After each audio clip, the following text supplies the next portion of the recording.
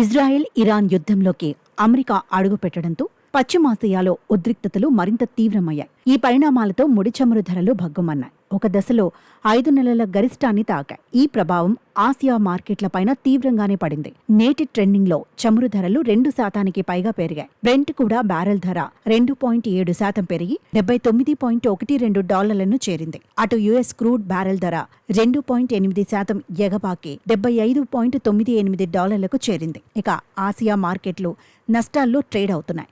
అయితే ఇరాన్ అణు కేంద్రాలపై America bomb దాడులు చేయడంతో హర్ముజ్ జల మార్గాన్ని మూసివేసేందుకు ఇరాన్ సన్నద్ధమవుతోంది. ఈ పరిణామాలు భారత్కు ఇబ్బందికరమేనని విశ్లేషకులు అంచనా వేస్తున్నారు. Iraq, Jordan, Lebanon, Syria, Yemen సహా పశ్చిమాసియా దేశాలతో భారత్ నిర్వహిస్తున్న వాణిజ్యంపై ప్రతికూల ప్రభావం చూపొచ్చని అంటున్నారు. ఇప్పటికే మన దేశం నుంచి ఇరాన్, ఇజ్రాయెల్కు వెళ్లే ఎగుమతులు తగ్గుతున్నాయి. యుద్ధం మరింత తీవ్రమైతే పశ్చిమాసియా దేశాలతో మన వాణిజ్యంపై తీవ్ర ప్రభావం చూపొచ్చని నిపుణులు భావిస్తున్నారు.